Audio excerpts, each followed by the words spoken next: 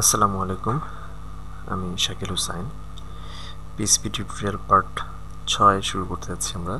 তো আজকে PHP part 6 এর বিষয় হচ্ছে else and else if statement. এর আগেতে আমরা দেখেছি যে ইফ এলস স্টেটমেন্ট। তো আজকে আমরা সেখান থেকে শুরু করব।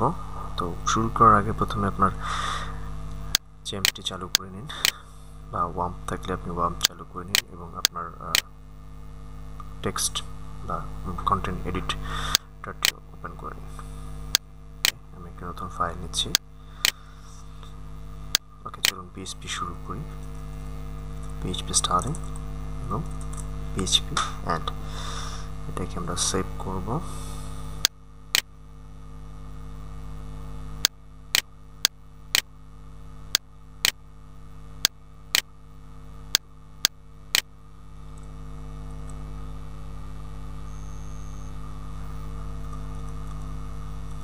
ওকে, আমার ফাইলটি সেভ করা হয়ে গেছে পিএইচপি এক্সটেনশন দিয়ে। এখন আমরা একটা ভ্যারিয়েবল ডিক্লেয়ার করব। যেমন যদি ভ্যারিয়েবলটি দিই নেম এবং এটার একটা ভ্যালু অ্যাসাইন করব আমি, সেই ভ্যালুটা হচ্ছে শিক্ষা। এখন আমরা এর আগে দেখেছি যে পিএইচপি ইফ এলস স্টেটমেন্টটা কিভাবে কাজ করে। তো চলুন প্রথমে আমরা একটা ইফ স্টেটমেন্ট লিখে নিই।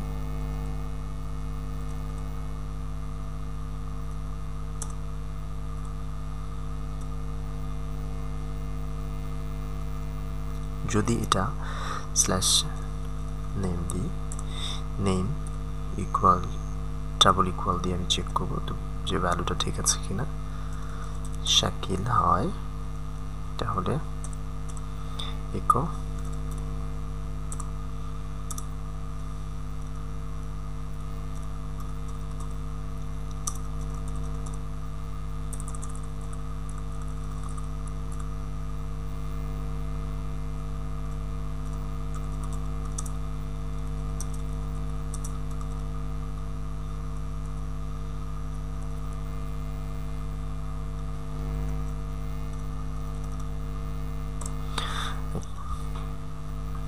এবং এই লাইনটা আমি শেষ করে দেব সেভ। এবং যদি এই কন্ডিশনটা না হয় এলস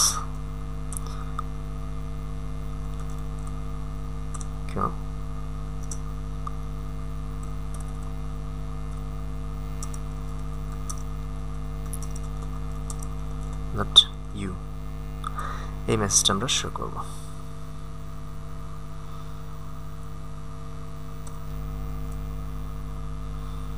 ব্রাউজারে গিয়ে আমরা লিখি localhost else.php।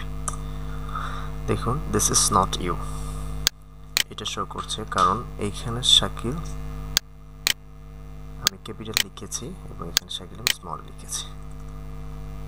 সো দুটা ভ্যালু সেম হতে হবে। আমি যদি এখানে ক্যাপিটাল ভ্যালুটা অ্যাসাইন করে দিই তাহলে আমাকে সে দেখাবে এটা শাকিল। দেখুন দেখাচ্ছে, কিন্তু এখানে একটা গ্যাপ না দেওয়ার জন্য লেখাটা একেবারে একসাথে দেখাচ্ছে। এখানে আমার ভ্যারিয়েবলের ভ্যালুটা আমি প্রিন্ট করেছি এবং ওয়েলকাম টু দিস ওয়েব লিখে দিয়েছি। এখন আমাকে যদি আরও অনেকগুলো কন্ডিশন চেক করতে হয় সেক্ষেত্রে আমি এলস ইফ ব্যবহার করব। যেমন এই কন্ডিশনটা আমি কপি করছি। এখন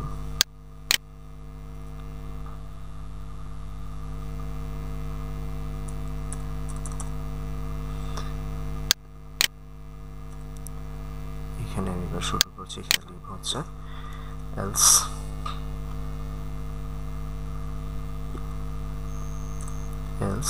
if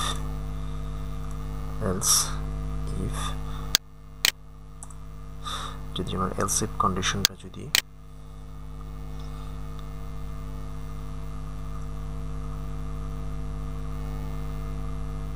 সো হয়, আমার এই কন্ডিশনটা যদি সো হয় দেন সে এখানে বলবে সো ওয়েলকাম।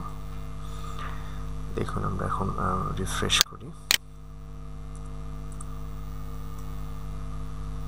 সেভ করলাম, এবার ব্রাউজারে রিফ্রেশ দিয়ে দেখি। দেখুন so welcome to this web. এখন যদি আমি এখানে চাইলে এই এরকম আরও অনেকগুলো কন্ডিশন আমি দিতে পারি।